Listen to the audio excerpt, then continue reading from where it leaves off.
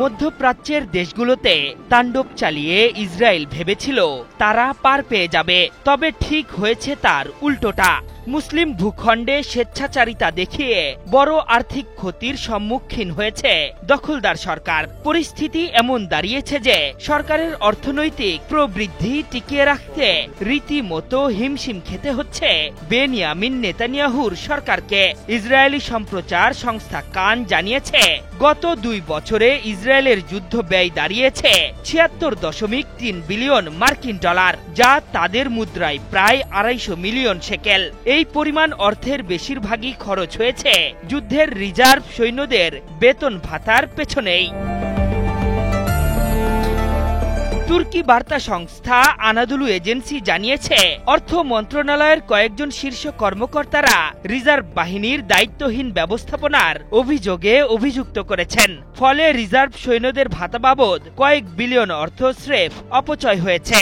এমন পরিস্থিতিতে নেতানিয়াহু সরকারের অতি ডানপন্থী অর্থমন্ত্রী বেজালেল স্মোট্রিচ বলেছেন, আগামী বছরগুলোতে ইসরায়েলের অর্থনৈতিক প্রবৃদ্ধি টিকিয়ে রাখতে প্রতিরক্ষা বাজেট বাড়ানো জরুরি। তার এমন স্বীকারোক্তিতে স্পষ্ট যে কতটা ভয়াবহ আর্থিক সংকট মোকাবিলা করতে হচ্ছে দখলদার সরকারকে।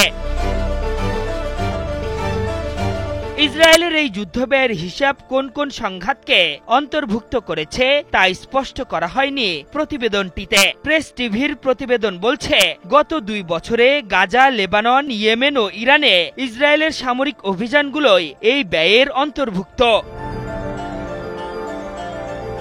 2023 সালের 7 অক্টোবর ফিলিস্তিনের শাসক গোষ্ঠীর সঙ্গে যুদ্ধ শুরু করে ইসরায়েল। এর দীর্ঘ 2 বছর পর গত 10 অক্টোবর বিশ্ব নেতাদের উপস্থিতিতে এই সংঘাতের অবসান ঘটে। তবে এই সময়ের মধ্যেই গাজায় ভয়াবহ সামরিক অভিযান পরিচালনা করে দখলদার সেনারা। শান্তি চুক্তি ভঙ্গ করে গাজায় ফের বোমাবর্ষণ করায় ইসরায়েলকে চরম হুঁশিয়ারি দিয়েছে ইয়েমেনের প্রতিরোধ যোদ্ধারা। দখলদার সরকারের সাথে বড় সংঘাতে জড়ানোর হুঙ্কার দিয়ে দিয়েছেন আব্দুল মালিক আল হুতি।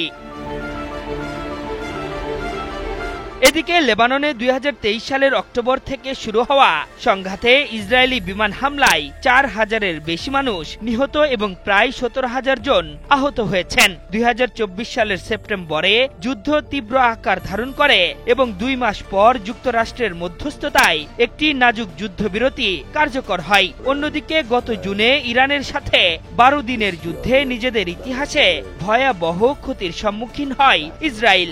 এই সংঘাতেও বিপুল পরিমাণ আর্থিক ক্ষতি গুনতে হয়েছে নেতানিয়াহু প্রশাসনকে।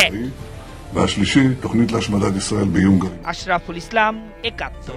রেজন d'être של המשטר, זה לא הסיבה היחידה.